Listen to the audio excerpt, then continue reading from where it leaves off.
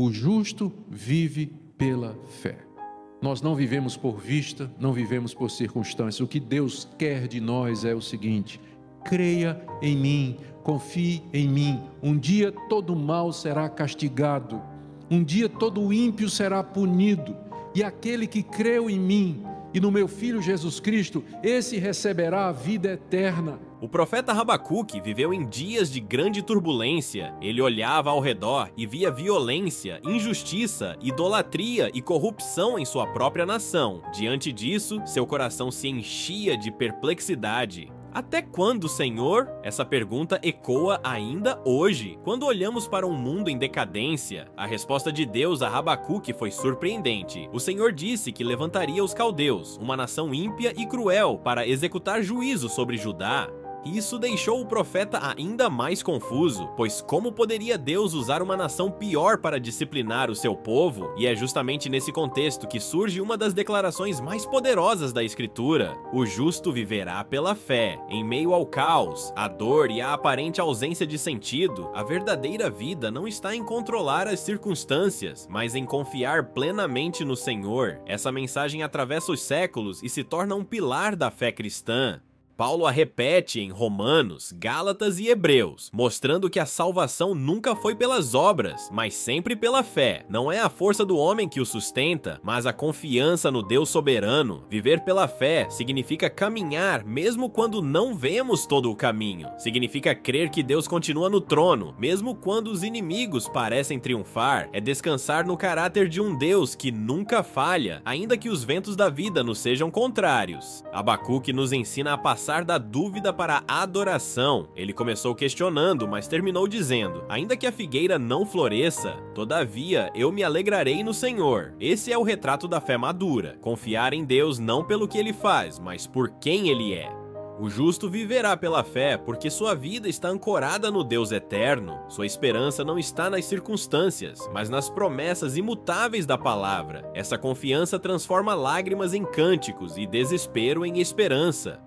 Em um mundo cheio de incertezas, a mensagem de Habacuque continua atual. Não sabemos o que o amanhã trará, mas sabemos em quem temos crido. Ele é fiel para sustentar o seu povo até o fim. Portanto, o chamado é claro. Não viva pelo medo, nem pela lógica humana. Viva pela fé. Essa é a marca do verdadeiro povo de Deus, que confia no Senhor mesmo em meio às noites mais escuras. E como Habacuque, que possamos declarar: o Senhor é a minha fortaleza, e Ele me faz andar em lugares altos. Esse é o segredo do justo que vive pela fé: permanecer firme quando tudo ao redor parece ruir, porque sua vida está nas mãos daquele que é soberano sobre todas as coisas. Hoje pela manhã eu queria trazer como assunto da nossa classe exposição o livro do profeta Habacuque. Está bem relacionado com a liturgia que nós acabamos de seguir, a destruição da cidade de Jerusalém, do povo de Deus, por conta dos seus próprios pecados. Queria que você abrisse a Bíblia no livro do profeta Habacuque. Para quem nunca ouviu esse nome, fica no Antigo Testamento.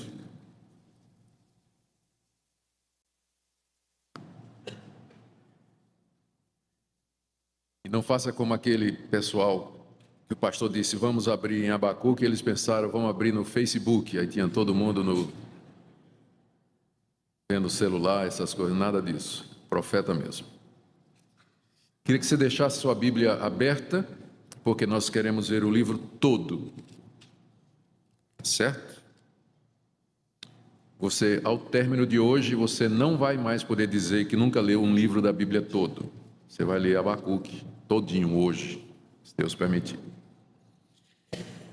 O profeta, cujo nome dá o título a esse livro, Habacuque, ele viveu um pouco antes do profeta Jeremias. Ele viveu às vésperas da invasão, da primeira invasão dos inimigos de Israel.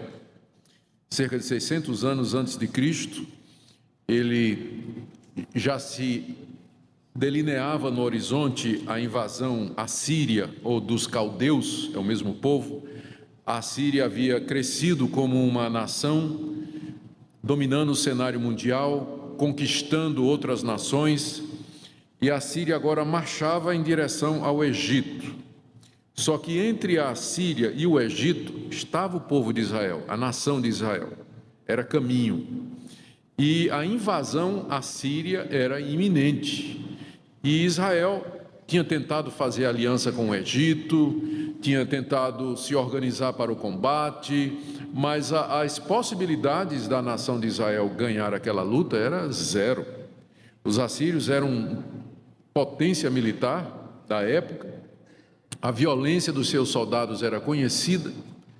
Eu me lembro quando criança, lendo um livro de história feito para o período infantil, de ter visto uma gravura de um soldado assírio colocando o pé no pescoço do soldado derrotado e prestes a cortar sua cabeça com a espada.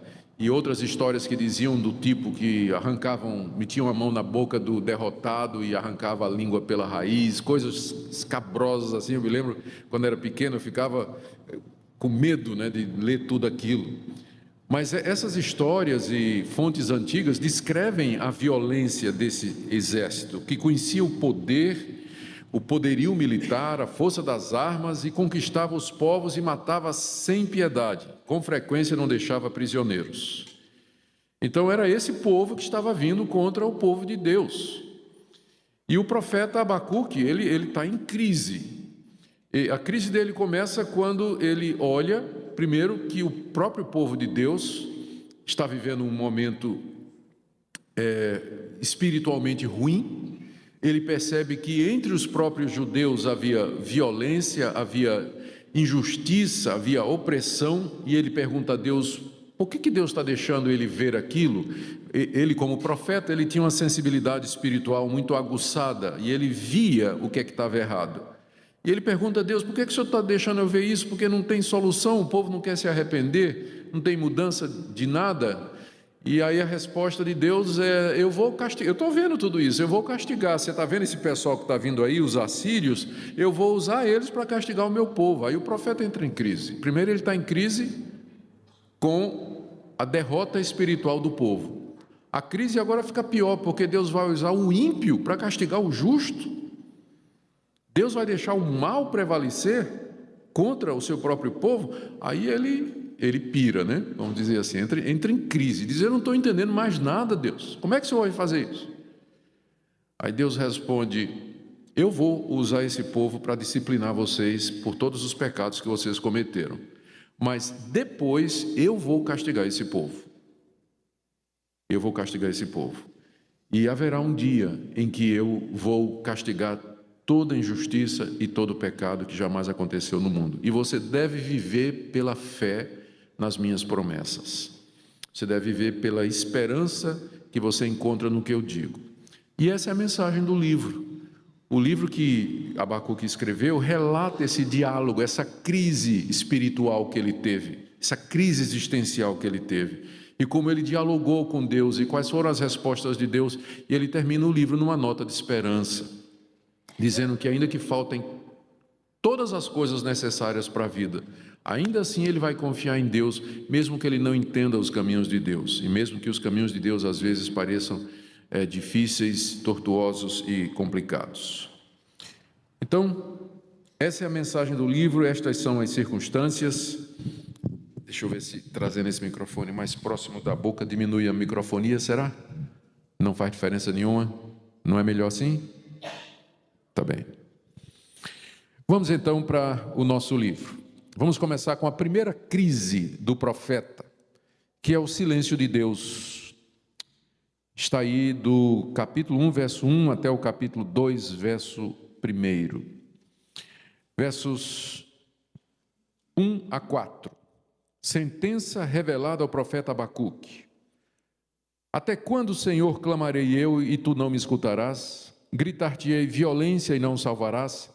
Porque me mostras a iniquidade e me fazes ver a opressão? Pois a destruição e a violência estão diante de mim, há contendas e o litígio se suscita. Por essa causa a lei se afrouxa e a justiça nunca se manifesta, porque o perverso cerca o justo e a justiça é torcida. Aqui o profeta está se dirigindo a Deus na sua primeira oração. E ele está perguntando a Deus, verso 2: até quando eu vou orar e o Senhor não me escuta?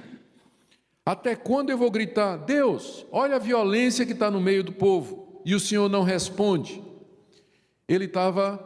A crise começa com o silêncio de Deus. Ele era profeta, estava vendo o mal que estava acontecendo no meio do povo. Ele se dirige a Deus, clama a Deus, mas só recebe silêncio. Nós não sabemos durante quanto tempo ele orou. E disse, Deus, por que o Senhor está deixando essa maldade acontecer? Veja a descrição no verso 3 e 4, daquilo que ele estava vendo.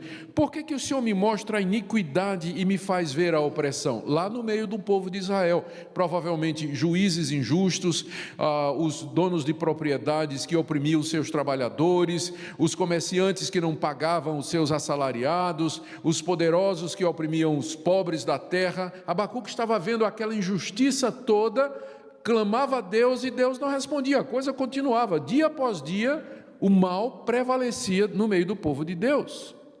Ainda no verso 3, a destruição e a violência estão diante de mim, há contendas e o litígio se suscita. Para a alma sensível de Abacuque, ele não conseguia conviver com aquilo, ao contrário de nós que nos acostumamos a ver o litígio, a contenda, a opressão e a iniquidade, a gente não levanta uma única oração para Deus. Mas o profeta não conseguia conviver com aquilo, estava errado, no meio do povo de Deus, isso não podia ter esse tipo de coisa, e ele clama a Deus, ele diz, Deus, por que o Senhor não responde? Ele coloca a culpa em Deus, no verso 4, né? Por essa causa que o Senhor não está respondendo, a lei se afrouxa, a impunidade, as pessoas fazem, continuam fazendo, mas não são punidas, a lei não é aplicada e elas se sentem encorajadas, a lei se afrouxa, a justiça nunca se manifesta, porque o perverso cerca o justo e a justiça é torcida. Aqui você tem um clamor de um crente diante da opressão, diante da injustiça, diante da iniquidade que ele via acontecer no meio do próprio povo de Deus. Naquela época, o Estado e a igreja eram uma coisa só. Israel era um Estado religioso, era uma teocracia. Então, as duas coisas se misturavam. Hoje nós vivemos numa situação em que há separação de igreja e Estado. Então, ainda assim, nós podemos olhar para a situação ao nosso redor, mesmo fora dos limites do povo de Deus, e ver a situação de corrupção, de miséria, de tristeza em que o povo vive por causa das opressões que são bem conhecidas, e clamar a Deus e dizer, Deus, o Senhor não está vendo isso? Até quando o Senhor vai permitir essa situação? O ponto é que o crente verdadeiro, diante da injustiça e do mal, ele levanta o clamor diante de Deus, ele clama a Deus. E ele pergunta a Deus, o Senhor não vai fazer nada? O Senhor vai deixar essa roubalheira, essa corrupção, essa injustiça, ou mesmo no meio da igreja, imoralidade na igreja, injustiça na igreja, irmão enganando irmão na igreja, o Senhor não vai fazer nada? O Senhor vai deixar essas coisas acontecerem? Ou seja, diante do mal, onde quer que seja, o coração do crente se revolta. Ele reage, ele não consegue ficar calado. Finalmente, Deus responde.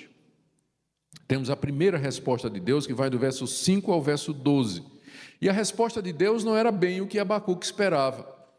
A resposta de Deus é o seguinte, eu estou vendo tudo isso, e eu estou usando os caldeus, os assírios, para castigar esse mal que você está vendo. Eu vou punir esse mal, mas eu vou fazer isso com uma nação estrangeira que eu estou levantando no cenário mundial. Ou seja, para um analista político da época, a Assíria estava em campanha de expansão internacional, conquistando todos os países, mas do ponto de vista de Deus, Deus tinha levantado aquela nação para punir o seu próprio povo. A história não é o que parece, porque quem controla a história é Deus, e Deus tem um propósito nem sempre revelado. Nós olhamos o movimento das nações no cenário mundial, e a gente pensa, faz uma análise política, econômica, por que país tal está invadindo tal, está bloqueando tal, está boicotando tal, mas a gente não sabe que por detrás das nações, dos governantes, da ONU, de todos esses poderios militares e nucleares está a mão do Todo-Poderoso. Ele está guiando a história, ele está trazendo a Síria Para o mundo parecia que era uma guerra de conquista. A Síria ia conquistar o Egito e Israel estava no caminho. Mas não era isso. Deus estava levantando aquela nação para punir o seu próprio povo. Verso 5, a resposta de Deus: vede entre as nações, olhai, maravilhai-vos e desvanecei, porque realizo em vossos dias obra tal que vós não crereis quando vos for contada. Abacuque, eu vou fazer uma coisa extraordinária, que quando contarem ninguém vai acreditar. E ele diz o que é que ele vai fazer, do verso 6 até o verso 11. Ele diz assim: eis que suscita os caldeus, levanta os caldeus, nação amarga e impetuosa, que marcham pela largura da terra para apoderar-se de moradas que não são suas. Eles são pavorosos e terríveis, e criam eles mesmos o seu direito e a sua dignidade. Os seus cavalos são mais ligeiros do que os leopardos, mais ferozes do que os lobos ao anoitecer são os seus cavaleiros, que se espalham por toda parte. Sim, os seus cavaleiros chegam de longe, voam como águia que se precipita a devorar. Eles todos vêm para fazer violência, o seu rosto suspira por seguir avante. Eles reúnem os cativos como areia, escarnecem dos reis. Os príncipes são objeto do seu riso. Riem-se de todas as fortalezas, porque amontoando terra as tomam. Então passam como passa o vento e seguem. Fazem-se culpados estes cujo poder é o seu Deus. Deus responde a Abacuque dizendo: Abacuque, eu vou fazer uma coisa surpresa, extraordinária, que ninguém vai acreditar. Está vendo aquela nação que está vindo no horizonte? Sou eu que estou levantando eles. Eu é que dei poder ao rei dos caldeus. Eu é que guiei as circunstâncias pela minha providência para que essa nação assumisse a supremacia. Eu é que coloquei no coração do rei o desejo de marchar nessa direção, porque eu estou suscitando os caldeus, estou levantando os caldeus que virão até vocês. E aí Deus dá uma descrição, o poeta faz, o Abacuque faz uma descrição do exército caldeu, simbólico, figurado. Verso 7, eles são pavorosos e terríveis, criam o seu direito e sua dignidade. Não tem isso de... Hoje em dia nós temos na ONU, temos a ONU que tenta regular a relação entre países, nós temos código de guerra sobre como tratar POW, né, prisioneiro de guerra, como tratar países vencidos, há convenções internacionais de guerra. Os caldeus não tinham convenção nenhuma, eles faziam o seu direito, não respeitava povo nenhum, lei nenhuma, tratado internacional nenhum, era um povo violento. Verso 8, a velocidade do exército é comparada a cavalos, leopardos, e a ferocidade aos lobos, e o alcance ao voo da águia. São figuras que o profeta usa para descrever a eficácia da máquina de guerra assíria. Diz no verso 9 que eles vêm para fazer violência, não tem piedade, o rosto suspira por seguir avante, reúne os cativos como areia, os que eles não matam, eles prendem. Zombam dos reis, riem-se de todas as fortalezas, estão amontoando terra e passam rápido como o vento. E fazem-se culpados, esses cujo poder é o seu Deus. Os assírios adoravam uma coisa, o poderio militar. Isso eles respeitavam, era esse o Deus deles. E era esta nação que Deus estava trazendo contra o seu próprio povo. E eles eram culpados de idolatria, não somente porque adoravam outros deuses, mas porque adoravam o Deus poder. Era esse povo que Deus estava trazendo para castigar o seu próprio povo. Agora imagina a situação. Deus levantar um povo ímpio, idólatra, violento e pagão contra a sua igreja, para castigar a sua igreja, pelos pecados da igreja. Pensa nisso. Não é à toa que a crise de Abacuque fica pior, né? Era como se era melhor não ter orado, porque para receber uma resposta dessa, e aí o conflito se aprofunda. E chegamos agora no verso 12, onde ele diz, ele entende o que é que Deus vai fazer. E isso dá origem à segunda crise. Leiamos, nós vamos aí do verso 12 até capítulo 2, verso 1. Não és tu desde a eternidade, ó Senhor, meu Deus, ó meu santo, não morreremos. Ó Senhor, para executar juízo puseste aquele povo. Tu, ó rocha, o fundaste para servir de disciplina. Tu és tão puro de olhos que não podes ver o mal e a opressão não podes contemplar. Por que, pois, toleras os que procedem perfidamente e te calas quando o perverso devora aquele que é mais justo do que ele? Por que fazes os homens como os peixes do mar, como os répteis que não têm quem os governe? A todos levanta o inimigo com o anzol, pesca-os de arrastão e os ajunta na sua rede varredora. Por isso ele se alegra e se regozija, por isso oferece sacrifício à sua rede e queima incenso à sua varredora, porque por elas enriqueceu a sua porção e tem gordura a sua comida. Acaso continuará por isso, esvaziando a sua rede e matando sem piedade os povos? Aqui Abacuque entende a primeira resposta de Deus e entra em crise com essa resposta. No verso 12 ele diz: não és tu desde a eternidade, ó Senhor, meu Deus, ó meu santo? Não morreremos. Ó Senhor, para executar juízo tu puseste aquele povo, tu, ó rocha, o fundaste para servir de disciplina. Ele entendeu. Tá bem, Deus, eu entendi. Tu estás levantando este povo para executar juízo. Tu puseste este povo, tu fundaste esse povo para servir de disciplina contra nós. Eu entendo o que o Senhor está fazendo. E de fato nós merecemos. Nós desviamos dos teus caminhos, nos desviamos dos teus caminhos. E o Senhor agora está trazendo a disciplina e o castigo que nós merecemos. Mas, note aí no meio do verso 12, a expressão, nós não morreremos. O Senhor vai nos castigar, mas isso não vai ser o nosso fim. Nós vamos ser derrotados por este exército, mas o nosso povo não vai acabar. E a gente percebe essa esperança de Abacuque, de que não é o fim, que a destruição não é completa, em algumas coisas que ele diz. Primeiro, não és tu desde a eternidade?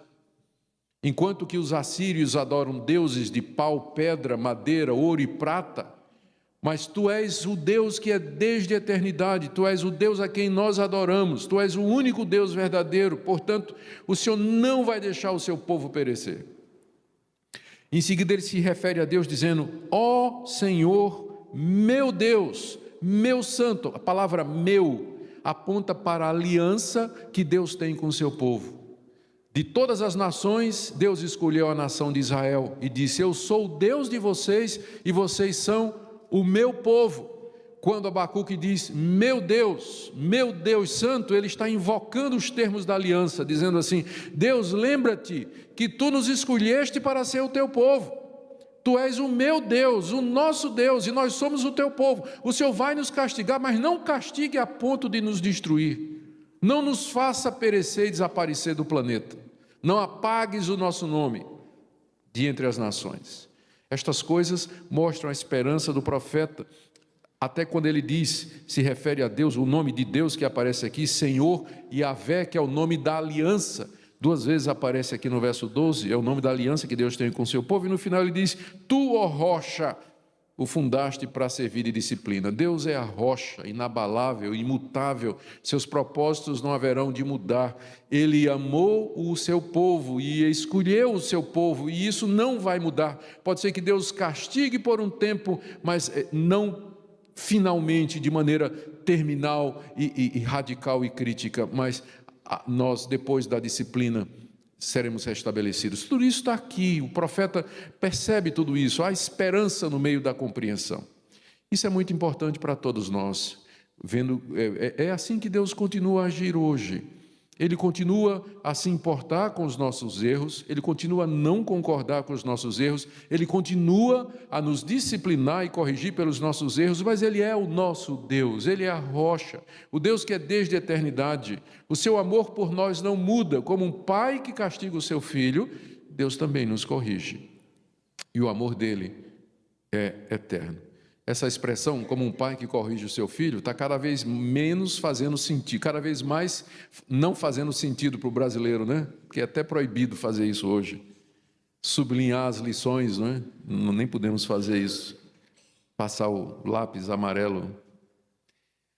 Mas como um pai corrige o seu filho, então a quem ama, Deus assim faz também. Mas aí o problema agora do profeta não é o fato de que Deus vai corrigir o seu povo, mas é o instrumento que Deus vai usar, que são exatamente os assírios, a nação mais ímpia da época. Aí veja a crise no verso 13. Tu és tão puro de olhos que não podes ver o mal, e a opressão não podes contemplar. Ele conhece o caráter de Deus. A pureza de Deus é tanta que Deus não pode nem contemplar o mal. Deus não pode contemplar a opressão. Tal a sua santidade provoca repulsa em Deus, o mal, o pecado e a opressão. Mas Deus, se tu és assim, se tu és tão puro que nem o mal o Senhor pode contemplar, por que o Senhor tolera os caldeus? Por que toleras os que procedem perfidamente? Está se referindo aos caldeus. E te calas quando o perverso, que são os caldeus, devora aquele que é mais justo do que ele, que é o teu povo. Porque mesmo que o teu povo esteja errado, mas ainda assim, por mais errado que o teu povo seja, sempre vai ser melhor do que os caldeus. Então por que o Senhor permite que o perverso devore o justo? Que o ímpio triunfe sobre o teu povo? Eu não estou entendendo isso. Por que o Senhor vai usar ele? Esse povo, que o Senhor quer nos castigar, eu sei, mas que o Senhor vai usar os caldeus, eu não entendo. Ele está em crise, que ele fala do verso 14 a 17, questionando a Deus. Por que o Senhor faz que os homens sejam como os répteis do mar, peixes do mar, os répteis que não tem quem governe? Porque eles levantam o inimigo com anzol. Ele usa aqui a figura do pescador que usa rede e anzol para dizer que o exército assírio é como esse pescador com vários tipos de redes e anzóis, sai pescando os povos e juntando e tudo, e Deus não faz nada. E o pior, no verso 16, quando ele acaba a pescaria, ele oferece sacrifício à rede e queima incenso à rede varredora. Por quê? Porque ele pensa que foi aquela rede que lhe trouxe aquela prosperidade. O que é que ia acontecer quando os caldeus acabassem de conquistar Israel? Eles iam queimar incenso a os seus deuses. Porque eles iam pensar que quem deu a vitória foi quem? Os deuses que eles adoravam. Não é assim que até hoje as pessoas funcionam? Você vê no jornal dizendo: agradeço a Santa Maria, ou a Virgem Maria, ou São João do não sei de quê, São Bartolomeu, por uma graça alcançada. Quando alguma coisa boa acontece com a pessoa, ela agradece aos seus deuses, quaisquer que sejam. Era como se Abacuque dissesse: Deus, se o Senhor deixar esse povo destruir a gente, o Senhor é culpado de idolatria, porque eles vão adorar ainda mais os deuses deles. Vão queimar incenso para a rede deles, queimar incenso para o anzol, vão pensar que foi por conta disso. Verso 17, isso vai continuar? Eles vão continuar esvaziando a rede para encher de novo e matando sem piedade os povos? Por que o Senhor está fazendo isso? E Abacuque pensa, é o velho problema do mal, não é? Que a gente chama em teologia de teodiceia. A presença do mal no mundo. De onde vem o mal? Por que Deus permite o mal? E o pior, por que Deus usa o mal, às vezes, para cumprir os seus propósitos? E o profeta entra em crise existencial. Como é que é isso? Eu não entendo isso. E aí ele resolve tomar uma decisão. Ele entende o caráter de Deus, mas ele resolve esperar. Veja aí o capítulo 2, verso 1. Por-me-ei na minha torre de vigia, colocar-me-ei sobre a fortaleza, e vigiarei para ver o que Deus me dirá e que resposta eu terei à minha queixa. O profeta simplesmente aquieta o coração e disse: eu vou esperar o que é que Deus vai me dizer. Eu vou subir na minha torre de vigia e vou aguardar a resposta de Deus. Como guarda que está na torre olhando o horizonte, à espera de um mensageiro que surja, montado a cavalo, trazendo uma mensagem de esperança. Ele diz: eu vou ficar lá em cima olhando para ver a resposta de Deus. A gente tem que aprender não somente a orar, mas a gente tem que aprender a esperar a resposta de Deus. É o que o profeta diz aqui: eu vou aguardar a resposta de Deus. Porque a gente ora e quer que Deus responda na hora, né? Claro que Ele pode responder na hora, mas 1000 anos para o Senhor é como o dia. Então, o calendário de Deus não é o mesmo nosso, e o relógio dele não tica na mesma velocidade. Então a gente pede a Ele, ora, suplica coisas, e a gente fica impaciente quando passa um dia, 2, 3, e até a gente para de orar, não é? Mas é que Deus tem o tempo dele de responder, e o profeta entendeu. Ele disse: eu vou esperar, vou ficar na torre de vigia para ver o que é que Deus vai dizer. Meus irmãos, Deus às vezes se mantém silencioso, mesmo quando provocado. E quando Ele responde, nem sempre a resposta dele é de acordo com o que nós queremos. É o que Abacuque está experimentando aqui. Quando Deus está silencioso, a resposta, como nós vemos aqui em Abacuque, é você orar e se queixar. Não faz mal você se queixar, não. Porque é exatamente o que o profeta está fazendo aqui. Deus, eu não estou entendendo isso. Por que está acontecendo isso? Mas o Senhor não é santo? O Senhor não é verdadeiro? Por que o mal está acontecendo? Ele não largou Deus. Ele não deixou a crise existencial de fé afastá-lo de Deus. Ao contrário, isso fez com que ele se apegasse mais a Deus. Ele queria respostas. Nós passamos por crises na vida, motivadas por problemas que nos acontecem, por questões intelectuais às vezes por questão de comportamento, problemas relacionais, que colocam a nossa fé em xeque. E nós ficamos nos perguntar, Deus de fato existe? E se Ele existe, por que Ele não se manifesta? Por que Ele fica silencioso? Ou por que quando Ele age, parece que Ele privilegia o mal e o bem parece que não prevalece? Parece que só quem é esperto, desonesto e corrupto é que leva vantagem. Quem faz o mal sai ileso, mas quem andar certinho, esse sempre acaba levando na cabeça, levando a pior. Eu sei que nós passamos por muitas crises, mas o caminho sempre vai ser o mesmo. É se chegar a Deus e dizer tudo isso a Ele, dizendo, Deus, eu não estou entendendo o Senhor. Não sei porque que essas coisas estão acontecendo. Eu preciso que o Senhor me explique. Quero que o Senhor me responda. E se apegar a Ele. Porque por mais que você tenha ajuda de outras pessoas, e nós sempre nos colocamos à disposição para ajudar as pessoas, mas a resposta mesmo vem de Deus no coração. Deus que fala, Deus esclarece, Deus ilumina o coração para nós entendermos a sua vontade. Vamos correr então para a resposta de Deus, queridos. O caminho proposto por Deus está aí do verso 2 até o verso 20. O que ele vai dizer, a resposta que ele vai dar a Abacuque é a seguinte: Abacuque, eu vou usar esse povo ímpio para castigar vocês, mas depois eu vou castigar esse povo.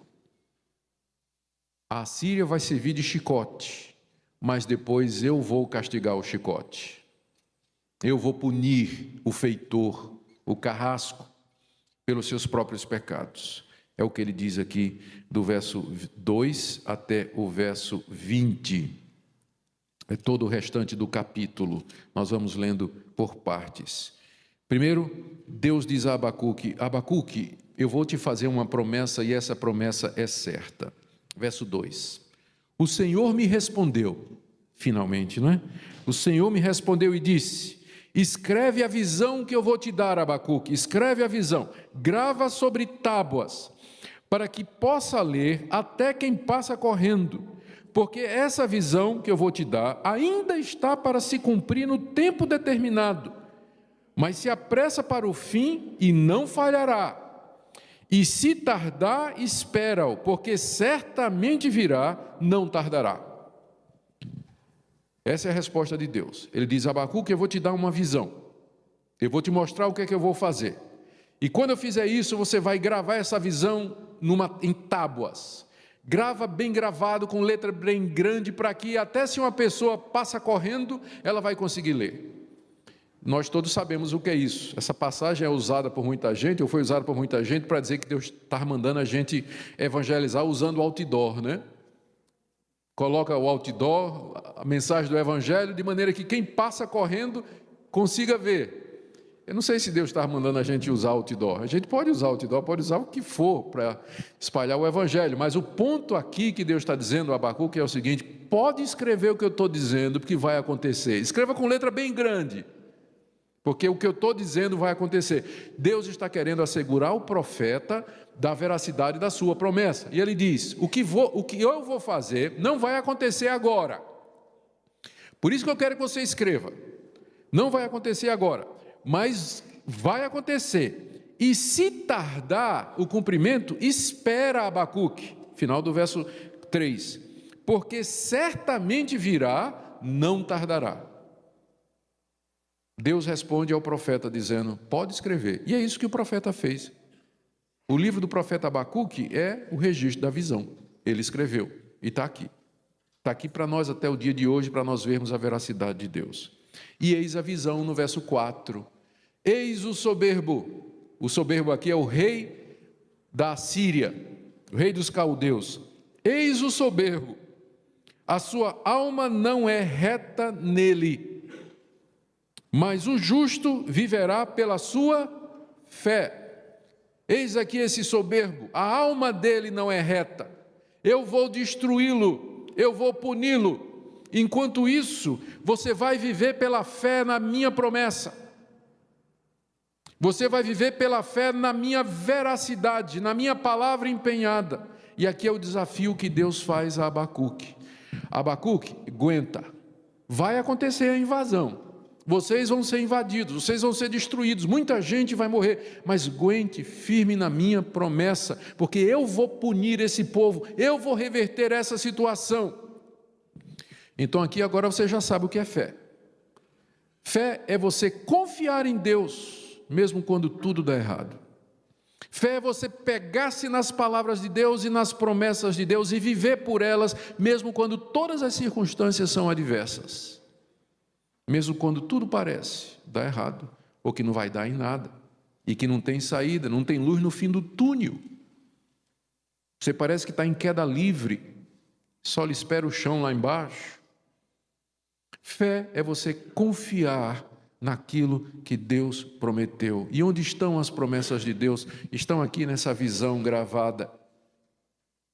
Estão aqui nas páginas desse livro escrito por homens inspirados por Deus, por mando de Deus, exatamente para inspirar e encorajar o seu povo em momentos de crise.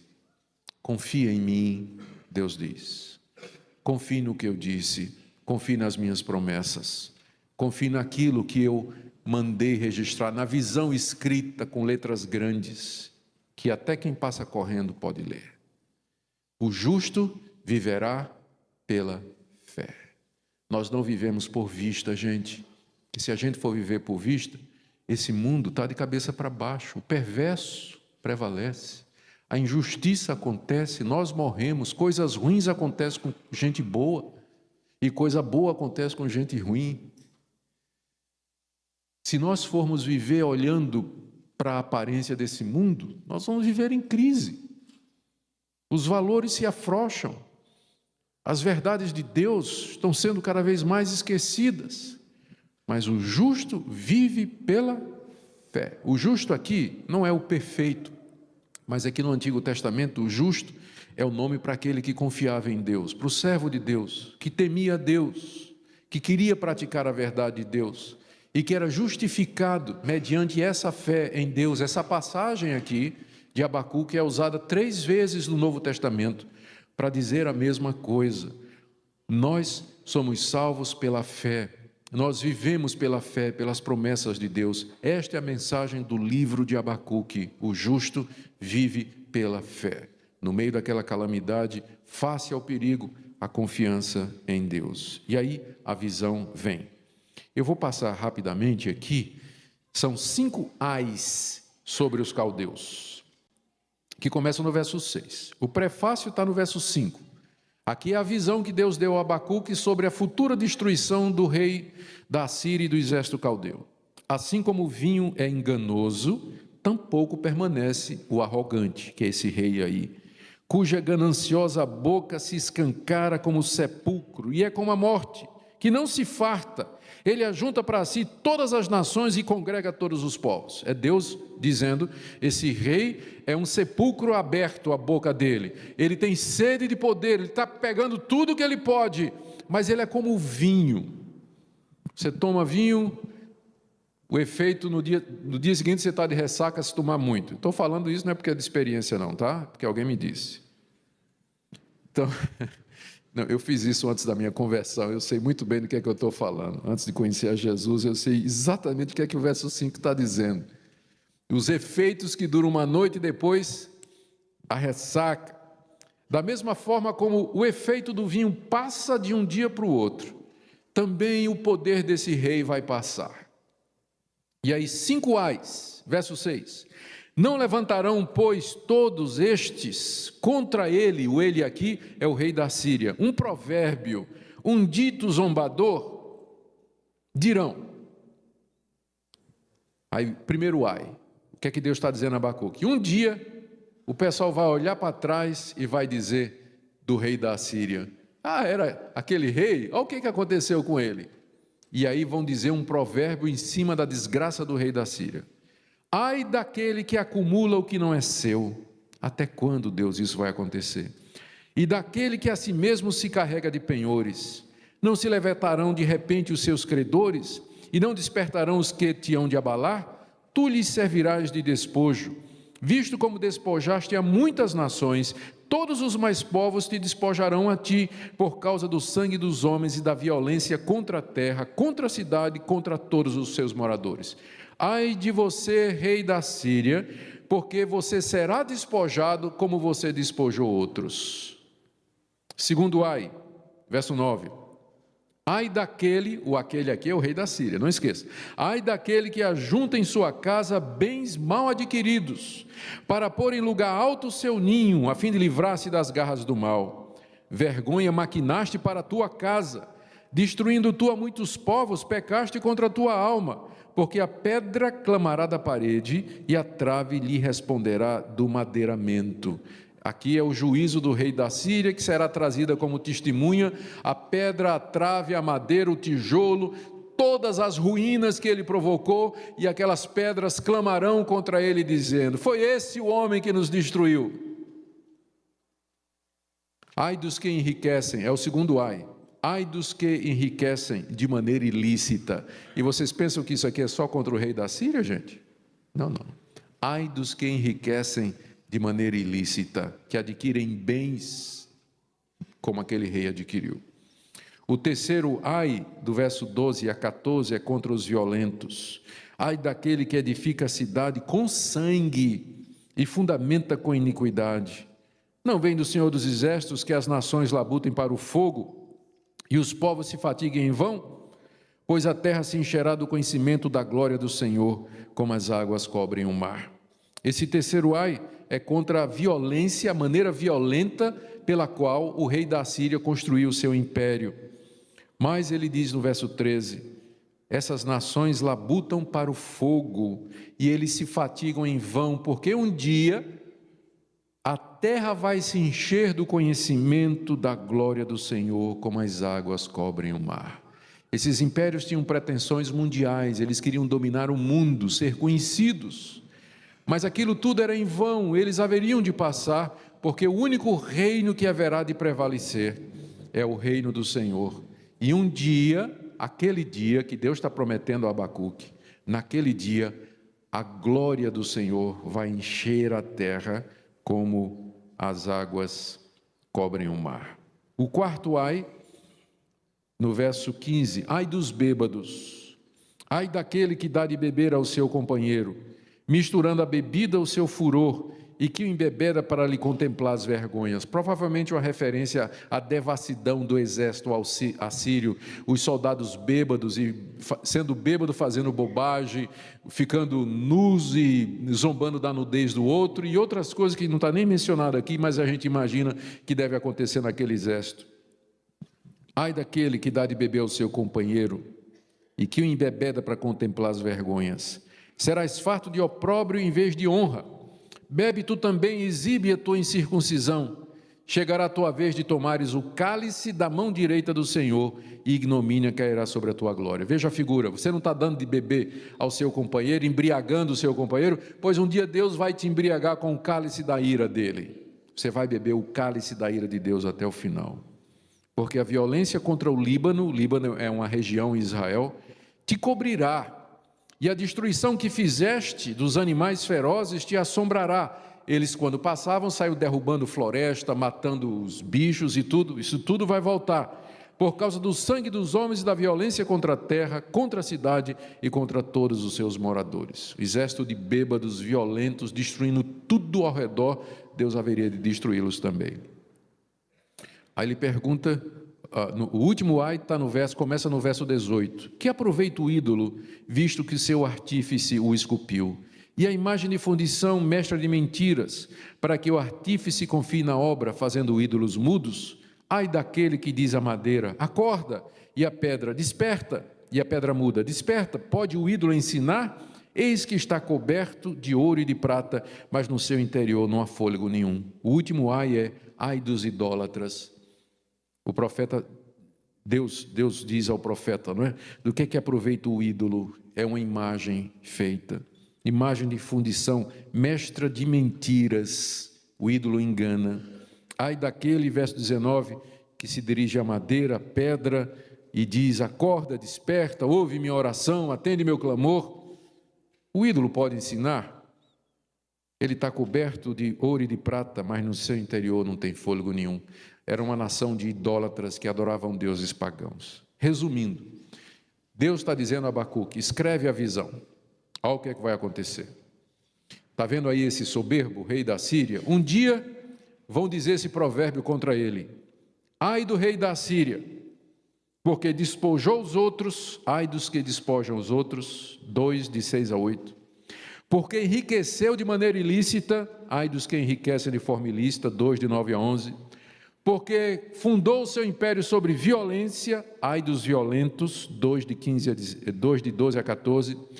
Porque o seu exército é um exército de bêbados sem vergonha, ai dos bêbados. 2, de 15 a 17.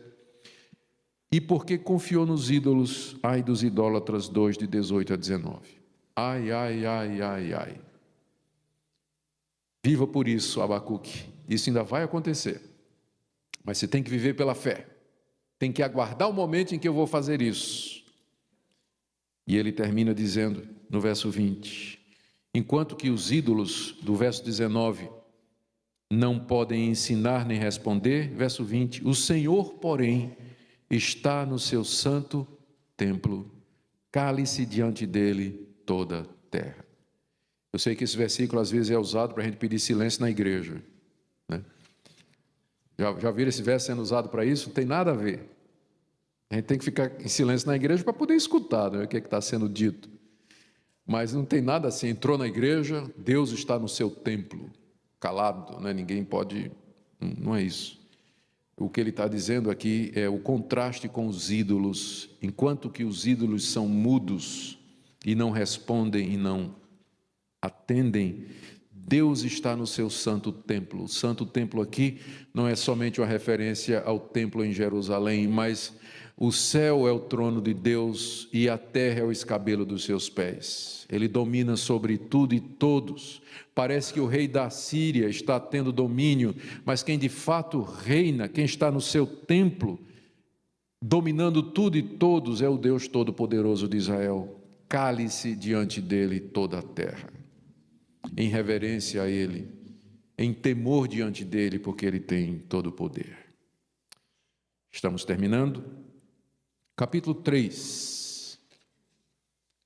Terceira oração de Abacuque. Diante de tudo isso vem a reação de Abacuque. Vocês percebem que o livro é em cima de um diálogo, não é? Deus, Abacuque pergunta, Deus responde. Aí Abacuque pergunta, Deus responde. Então Abacuque orou 2 vezes, Deus não respondeu a primeira, respondeu a segunda, e aí vem agora a terceira oração de Abacuque, que é, na verdade, todo o capítulo 3, onde nós temos uma oração de Abacuque, versos de 1 a 2, o canto dele, de 3 a 15, o seu testemunho, de 16 a 19. E é o capítulo que termina com esperança. Vamos lá então, primeira oração, versos 1 e 2. Oração do profeta Abacuque sob a forma de canto. E veja aí no final do livro, no verso 19, ao mestre de canto para instrumentos de corda. Provavelmente esse livro, essa oração aí do capítulo 3, era um salmo que deveria ser cantado no templo para esperança para o povo de Deus. Depois que o profeta teve essa experiência, que ele escreveu tudo isso, ele pegou o capítulo 3, provavelmente, e levou para o templo, onde alguns acham que Abacuque também era levita. Ele era um poeta, ele fazia parte do coral lá do templo de louvores a Deus, porque no final ele diz que isso era para ser cantado, diz inclusive que é com instrumentos de corda. A oração é essa, verso 2. Tenho ouvido, ó Senhor, as tuas declarações, essa que estão no capítulo 2, que a gente acabou de ver, e me sinto alarmado. Aviva a tua obra, ó Senhor, no decorrer dos anos, e no decurso dos anos faze-a conhecida, na tua ira lembra-te da misericórdia. Abacuque, diante da visão que Deus deu, da destruição de Israel e depois da destruição dos ímpios, ele se sente alarmado diante do que vai acontecer, porque o que se avizinhava era terrível. Mas aí ele faz uma oração, ele pede a Deus: aviva a tua obra, ó Senhor. A obra aqui tem várias maneiras de interpretar isso aqui, eu vou seguir a interpretação mais conhecida e popular. Aviva a tua obra no meio do teu povo. Agora o teu povo está nessa situação de frieza, por isso que o Senhor está vindo contra nós, mas aviva o teu povo, desperta o teu povo para que o teu povo se arrependa, para que o teu povo se volte para ti, confesse os pecados, pratique a verdade, para que esse juízo não venha sobre nós, aviva a tua obra. Então, se essa interpretação está correta, aqui você tem uma oração pelo avivamento espiritual. O profeta está dizendo assim: Deus, a causa então da desgraça é o teu povo, nós te desobedecemos, então aviva a gente, fala ao nosso coração, desperta-nos, ó Deus, tira-nos da letargia, da indiferença, da dureza de coração, abre os nossos olhos. Oração correta, porque é isso mesmo que nós temos que fazer, diante da crise, diante da situação, da sensação de perigo, de que alguma coisa de fato vai acontecer pelos nossos pecados, é clamar a Deus e dizer: Deus, o problema não é o mundo, o problema é a igreja. O mundo é o mundo, os ímpios são os ímpios, mas o problema é o teu povo. Aviva a tua obra, visita-nos, ó Deus, desperta-nos para que nós andemos nos teus caminhos, e assim nós não tenhamos que sofrer tudo isso que o Senhor prometeu. No decorrer dos anos e no decurso dos anos faze-a conhecida, na tua ira que estás para derramar sobre nós, lembra-te da tua misericórdia, tem compaixão do teu povo. Essa é a oração dele, pedindo que Deus avive o seu povo diante da catástrofe iminente. Em seguida, ele entoa tem um canto, né? Depois da oração, ele começa a lembrar o que é que Deus já fez na história. É impressionante, ele recorda episódios do passado em que Deus salvou o seu povo. Ele fala da fidelidade e a salvação de Deus na história do seu povo. Por exemplo, no verso 4: Deus vem de Temã, e do monte Parã vem o santo, a sua glória cobre os céus, e a terra se enche do seu louvor. O monte Temã e o monte Parã são outros nomes para o monte Sinai. Foi lá onde Deus deu a lei. Ele lembra: Deus, a sua glória cobriu os céus, o monte tremia com fogo, ninguém podia nem chegar perto. Quando o Senhor veio ao nosso encontro em glória, a terra se encheu do teu louvor, quando o Senhor desceu sobre o monte Sinai e nos trouxe a tua lei.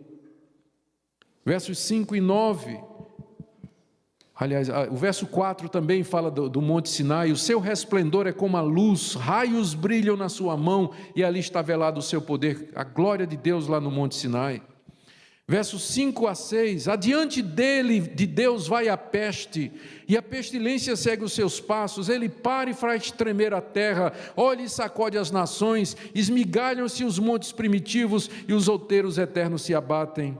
Quem sabe aqui é uma referência ao Egito, os grandes milagres que Deus fez no Egito, quando ele mandou a peste contra os egípcios, mandou aquelas pragas contra aqueles povos, esmigalhou os inimigos de Deus, sacudiu as nações.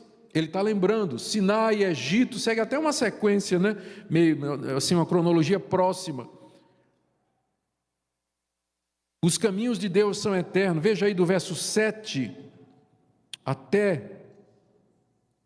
do verso 7 em diante, ainda está falando, desculpem, esses juízos contra o Egito, na verdade é de 5 até o 8. Os caminhos de Deus são eternos. Vejo as tendas de Cusã em aflição. Cusã é outro nome para o Egito. Os acampamentos da terra de Midian tremem. Acaso é contra os rios, contra o rio Nilo, Senhor, que o Senhor transformou em sangue? É contra os rios, Senhor, que estás irado? É contra os ribeiros a tua ira, ou contra o mar que o Senhor abriu para que o teu povo entrasse, o teu furor, já que andas montado nos teus cavalos, nos teus carros de vitória. E parece que ele está relembrando aqueles atos poderosos de Deus, quando abriu o mar, quando transformou a água em sangue, quando mandou a peste contra aquele povo. Ainda no verso 9, tiras a descoberto o teu arco, e farta está a tua aljava de flechas, tu fendes a terra com rios. Talvez ainda no verso 10, eu tenho anotado aqui uma referência sobre a abertura do Mar Vermelho. Os montes te veem e se contorcem, passam torrentes de água, as profundezas do mar fazem ouvir a sua voz e levantam bem alto as suas mãos, como que quando ele abriu o Mar Vermelho, as duas paredes de água eram como mãos levantadas para o céu, louvando a Deus. E também no verso 15, marchas com os teus cavalos pelo mar, pela massa de grandes águas. Quem não pensa em Josué, no verso 11, o sol e a lua param nas suas moradas, ao resplandecer a luz das tuas flechas sibilantes, ao fulgor do relâmpago da tua lança, quando Josué fez com que o sol parasse, para que o povo de Israel vencesse a guerra. Conquista de Canaã, versos 12 em diante, na tua indignação marchas pela terra, na tua ira calcas aos pés as nações, tu sais para salvamento do teu povo, para salvar o teu ungido, feres o telhado da casa do perverso, lhe descobres de todo o fundamento, traspassas a cabeça dos guerreiros do inimigo com suas próprias lanças, os quais como tempestade avançam para me destruir, regozijam-se como se estivessem para devorar o pobre às ocultas. Aqui nos lembra a conquista de Canaã, quando Deus esmigalhou aqueles povos. O que é que Abacuque está fazendo aqui, gente? Você lembra daqueles hinos? Se da vida as vagas procelosas são, se com desalento julgas tudo em vão, contas muitas bênçãos, dize-as de uma vez, e verás surpreso quanto Deus já fez. Conta as bênçãos. Todo mundo conhece esse hino. Qual o ponto desse hino? Quando você está abatido, desanimado, lembra do que Deus já fez. Olha para trás, olha para a história, conta as bênçãos. Lembra das intervenções de Deus no passado, lembra dos salvamentos, dos livramentos. É isso que Abacuque está fazendo aqui. Ele quer trazer à memória aquilo que pode lhe dar esperança. Ele lembra como Deus veio no Monte Sinai, como Deus parou o sol e a lua, como Deus abriu o Mar Vermelho, como Ele trouxe grandes milagres na terra do Egito, como Ele conquistou para o seu povo aquelas nações na terra de Canaã. E quando ele se lembra de tudo isso, ele diz: ainda é o mesmo Deus. O que Ele fez ontem, Ele fará hoje e fará para sempre. É o mesmo Deus. Lembrar da história nos traz esperança. Esse é um método de Abacuque. Lembrar da história, do passado. Quem é que Deus, o que é que Deus já fez? E ele termina então. Eu estou terminando, prometo aqui, com o testemunho dele. O verso 16. Ouvi-o, e o meu íntimo se comoveu, e a sua voz tremeram os meus lábios, entrou a podridão nos meus ossos, e os joelhos me vacilaram, pois em silêncio, olha aqui, em silêncio eu devo esperar o dia da angústia que virá contra o povo que nos acomete. Ele entendeu. Eu agora vou ficar em silêncio e vou esperar o dia da angústia que Deus vai trazer contra esse povo que está cometendo a gente. Eu vou viver pela fé. Às vezes viver pela fé é ficar quieto. Esperar em silêncio. Estou esperando em Deus somente.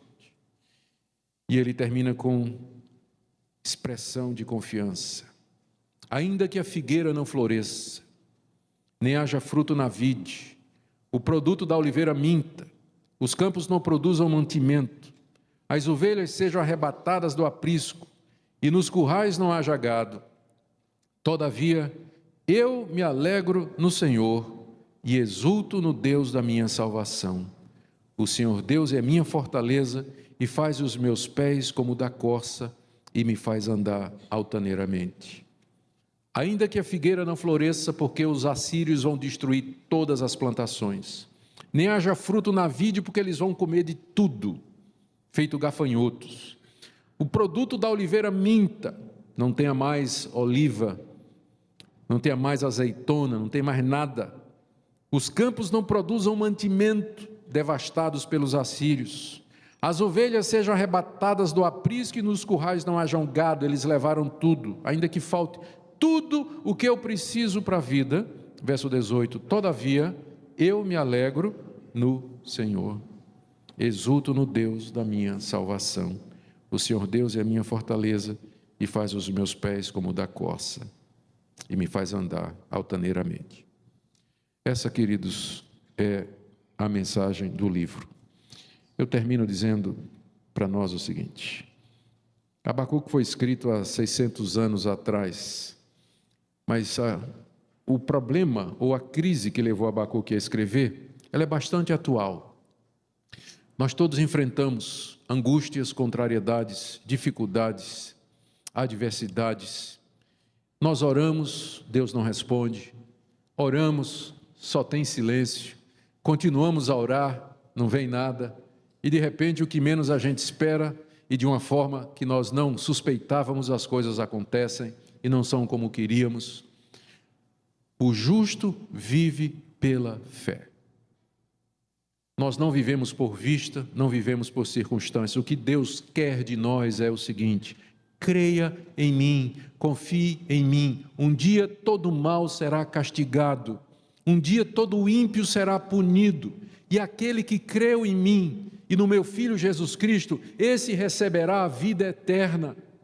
Esse entrará no novo céu e na nova terra, onde habita a justiça, a felicidade. Eu reservei a felicidade eterna para vocês. Na casa do meu Pai, disse Jesus, há muitas moradas, eu vou preparar lugar.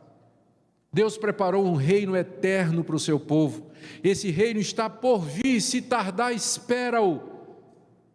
Porque o justo vive pela fé. A gente vive na expectativa da chegada do reino de Deus. Por isso, gente, não se apegue às coisas desse mundo, à sua propriedade, ao seu bem, ao seu emprego.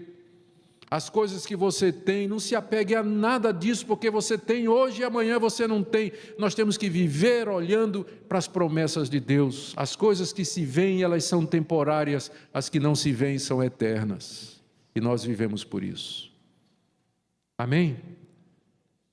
Deus querido, nos ajuda a colocar em prática isso, que às vezes parece tão difícil. Quando a crise vem, o problema vem, a angústia vem, as dificuldades vêm. Nos ajuda a confiar nas tuas promessas de que o Senhor não desampara o seu povo. Em nome de Jesus. Amém. Queridos, como eu disse, eu quero dar oportunidade para uma ou duas perguntas. Talvez alguém queira fazer alguma pergunta sobre o que foi falado aqui. Alguma coisa que não ficou clara. Tem alguém lá atrás? Por favor. Se puder chegar mais para perto, enquanto o microfone vai. E depois dele mais alguém. Se eu tenho uma pergunta aqui, e nós vamos encerrar. Por favor. Primeiramente, quero agradecer ao meu Deus, ao nosso Deus, pela essa mensagem que Ele nos trouxe através do Senhor. Segundo, agradecer ao Senhor pelo preparo que o Senhor tem. E quero lhe fazer uma pergunta. O povo judeu, Israel, continua sendo o povo eleito? Qual o seu parecer? O meu parecer é... meu parecer é o da Igreja Presbiteriana. A nossa confissão de fé, ela diz que Deus tem apenas um povo. Sempre teve um povo só.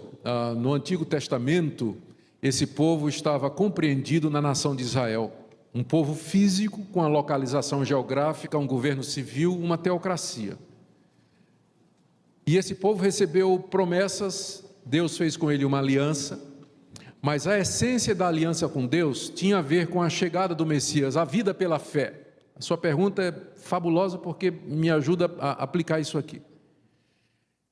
Quando Deus cumpriu a promessa, os judeus não tiveram fé. Quando o Messias veio, aquele Messias prometido, quando ele veio, os judeus não o reconheceram. E ele foi rejeitado pelos judeus. Mas todo aquele que crê que Jesus é o Filho de Deus, e vive pela fé em Jesus Cristo, esse é o justo do Antigo Testamento. Esse é o povo de Deus. Então, o povo de Deus hoje, ele não está mais circunscrito a uma nação como é a nação de Israel. Para que o judeu seja povo de Deus hoje, ele tem que crer no Messias Jesus Cristo. Senão, ele é considerado como, ele vai ser tratado como qualquer outro povo. Então a resposta é: não, a nação de Israel não tem mais hoje nenhuma relação especial com Deus. O povo de Deus é a igreja, todos aqueles que andam nas pisadas do primeiro judeu, que foi Abraão. Nós somos os descendentes espirituais de Abraão, nós somos a verdadeira circuncisão, o Israel de Deus. Agora, por causa das promessas feitas aos patriarcas, a teologia reformada acredita que Deus, na sua misericórdia, ainda vai dar um avivamento entre os judeus, que muitos judeus ainda vão se converter e crer no Messias, mas essa seria a única coisa que ainda resta a acontecer com Israel como o povo de Deus. Quando o judeu se converte, ele vira cristão, ele vira igreja. Então Deus só tem um povo, sempre teve um povo só, e agora esse povo não está mais preso a um limite geográfico. Tá certo? Essa posição escatológica é chamada de amilenismo. Tem alguns pós-milenistas, os pós-milenistas pensam assim também. Quem acha que Israel ainda é o povo eleito, geralmente é chamado de dispensacionalista, ou um pré-milenista mais radical. Mas a teologia reformada, ela fica no amilenismo ou no pós-milenismo, e uma versão pré-milenista bem que não divide. Deus não tem dois povos, é um povo só. Bom, obrigado pela sua pergunta. Aqui, o senhor pode fazer.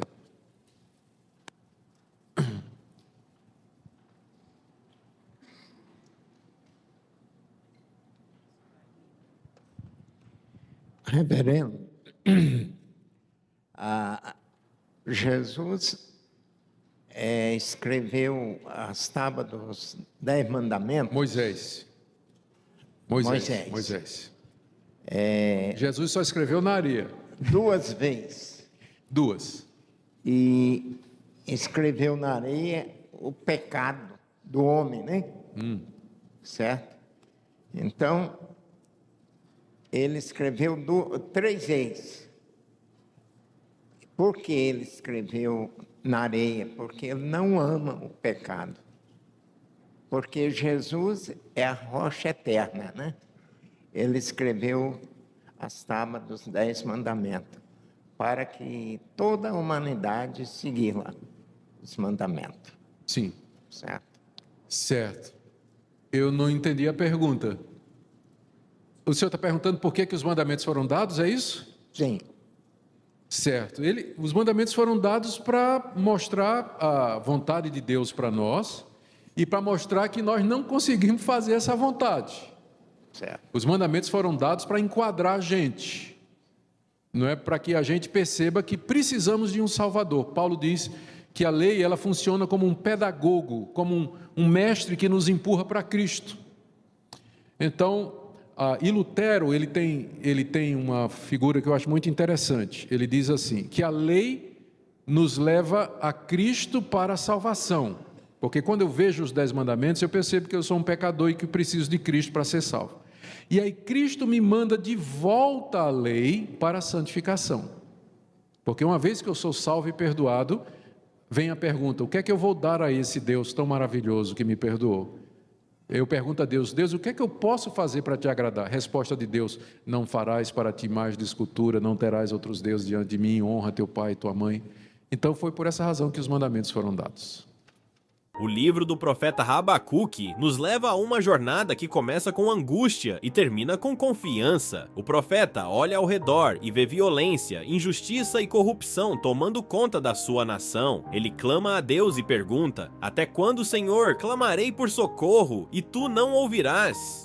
Essa inquietação é muito parecida com a que sentimos quando olhamos para o mundo atual, cheio de guerras, crises, corrupção e dor. A resposta de Deus não foi aquilo que Habacuque esperava. O Senhor disse que levantaria os caldeus, uma nação ainda mais perversa, para disciplinar Judá. Isso deixou o profeta perplexo. Como Deus poderia usar algo aparentemente tão ruim para cumprir os seus propósitos? E é nesse momento que surge uma das declarações mais fortes de toda a Escritura: o justo viverá pela fé. Essa verdade nos mostra que a vida do crente não depende das circunstâncias, mas da confiança em Deus. O justo não vive pelo que vê, pelo que sente ou pelo que entende, mas pela fé na soberania de Deus. É uma fé que continua firme quando o chão parece ruir, que permanece estável quando tudo ao redor é instabilidade. O apóstolo Paulo cita essa mesma frase em Romanos, Gálatas e Hebreus, reforçando que a salvação nunca dependeu das obras humanas, mas da fé no Senhor. Não somos sustentados pela nossa força, mas pela graça de Deus, que nos chama a confiar plenamente nele. Abacuque aprendeu que viver pela fé é caminhar sem ter todas as respostas. É confiar que Deus está no controle, mesmo quando o mundo parece dominado pelo mal. É esperar que no tempo certo, a justiça do Senhor se manifestará. Essa fé não elimina as perguntas, mas nos dá a paz de confiar em quem tem todas as respostas. No fim do livro, vemos a transformação do profeta. Aquele que começou questionando termina adorando, ainda que a figueira não floresça, ainda que não haja fruto na videira.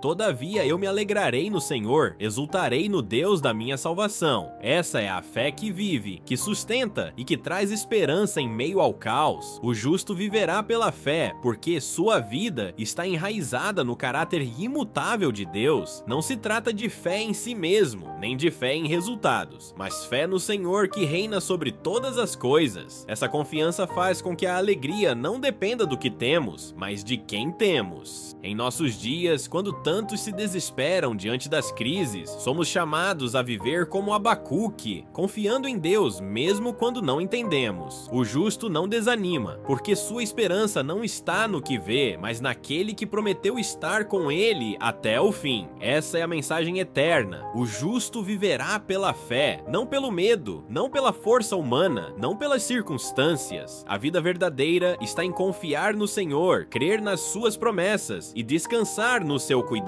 E assim como Abacuque declarou: o Senhor é a minha fortaleza, e Ele me faz andar em lugares altos. Que essa também seja a nossa confissão hoje, porque a fé que vive no justo é aquela que o sustenta, que o fortalece e que o conduz em meio às tempestades da vida.